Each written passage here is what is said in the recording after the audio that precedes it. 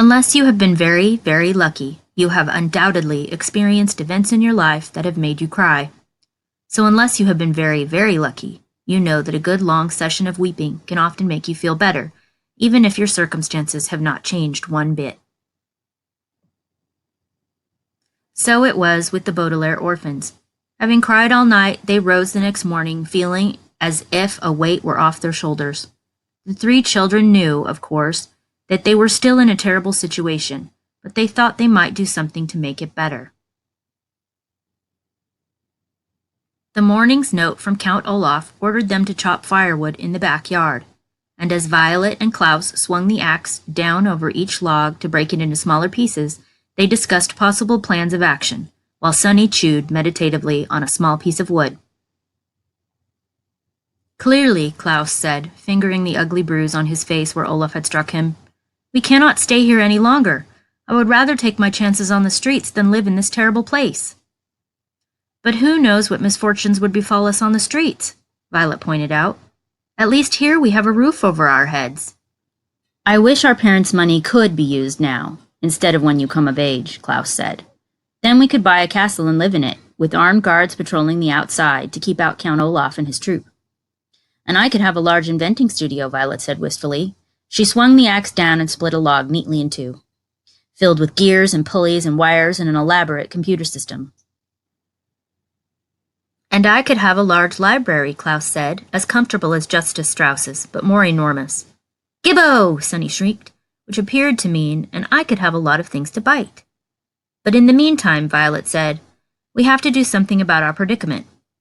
Perhaps Justice Strauss could adopt us, Klaus said. She said we were always welcome in her home. But she meant for a visit, or to use her library, Violet pointed out. She did not mean to live. Perhaps, if we explained our situation to her, she would agree to adopt us, Klaus said hopefully. But when Violet looked at him, she saw that he knew it was of no use.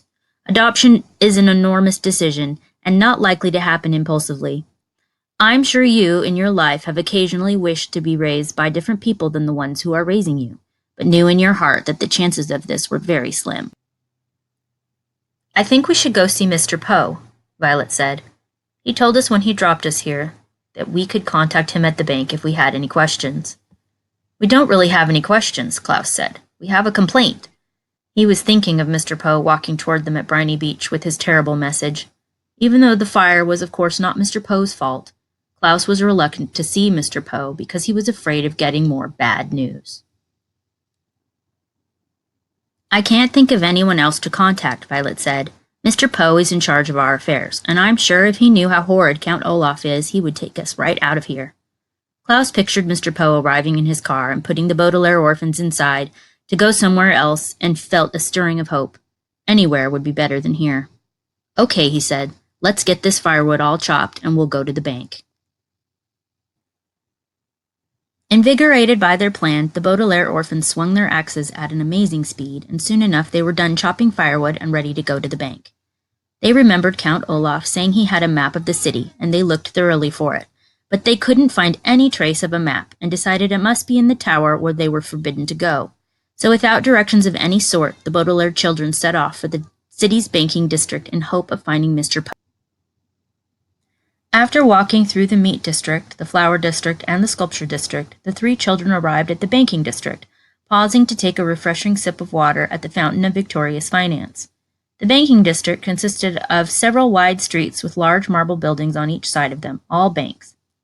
They went first to Trustworthy Bank, and then to Faithful Savings and Loan, and then to Subservient Financial Services, each time inquiring for Mr. Poe.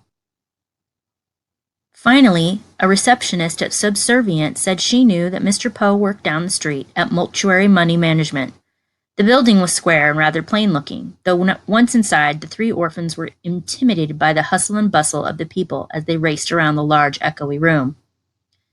Finally, they asked a uniformed guard whether they had arrived at the right place to speak to Mr. Poe, and he led them into a large office with many file cabinets and no windows. Why, hello, said Mr. Poe in a puzzled tone of voice. He was sitting at a desk covered in typed papers that looked important and boring. Surrounding a small frame photograph of his wife and his two beastly sons were three telephones with flashing lights. Please come in. Thank you, said Klaus, shaking Mr. Poe's hand. The Baudelaire youngsters sat down in 3 large and comfortable chairs. Mr. Poe opened his mouth to speak, but had to cough into a handkerchief before he could begin. I'm very busy today, he said finally, so I don't have too much time to chat. Next time, you should call ahead of time when you plan on being in the neighborhood, and I will put some time aside to take you to lunch.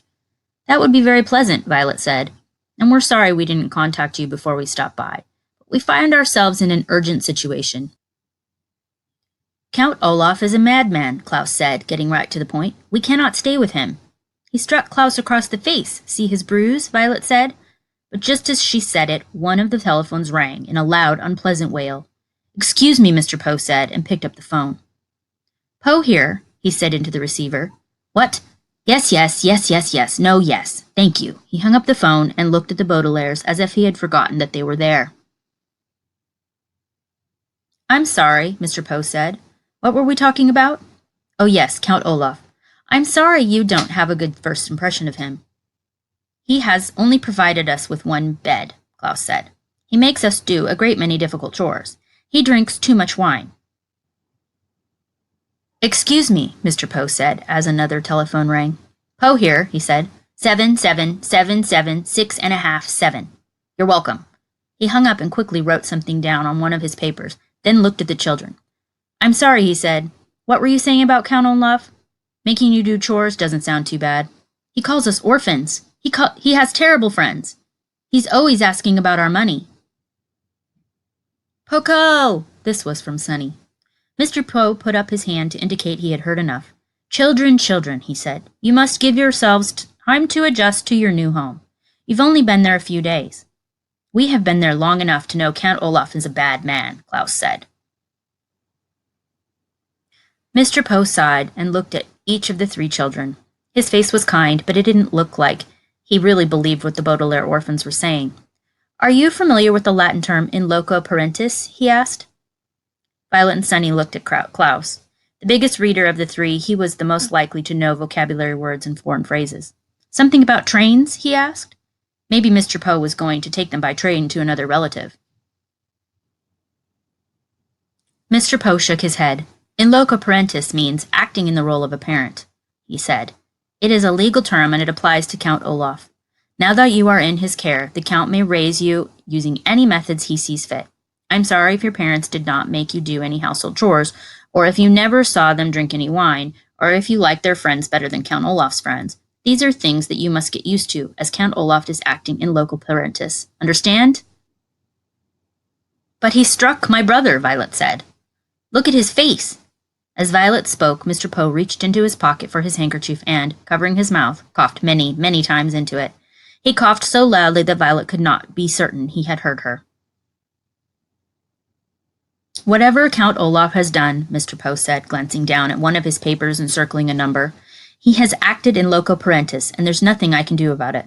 Your money will be well protected by myself and by the bank. But Count Olaf's parenting techniques are his own business. Now, I hate to usher you out post-haste, but I have very much work to do. The children just sat there, stunned. Mr. Poe looked up and cleared his throat. Post-haste, he said, means you'll do nothing to help us, Violet finished for him. She was shaking with anger and frustration. As one of the phones began ringing, she stood up and walked out of the room, followed by Klaus, who was carrying Sonny. They stalked out of the bank and stood on the street, not knowing what to do next. What shall we do next? Klaus asked sadly. Violet stared up at the sky. She wished that she could invent something that could take them out of there. It's getting a bit late, she said. We might as well go back and think of something else tomorrow. Perhaps we can stop and see Justice Strauss. But you said she wouldn't help us, Klaus said. Not for help, Violet said. For books. It is very useful when one is young to learn the difference between literally and figuratively. If something happens literally, it actually happens. If something happens figuratively, it feels like it's happening. If you are literally jumping for joy, for instance, it means you are leaping in the air because you are very happy. If you are figuratively jumping for joy, it means you are so happy that you could jump for joy. You are saving your energy for other matters. The Baudelaire orphans walked back to Count Olaf's neighborhood and stopped at the home of Justice Strauss, who welcomed them inside and let them choose books from the library. Violet chose several about mechanical inventions, Klaus chose several about wolves, and Sunny found a book with many pictures of teeth inside.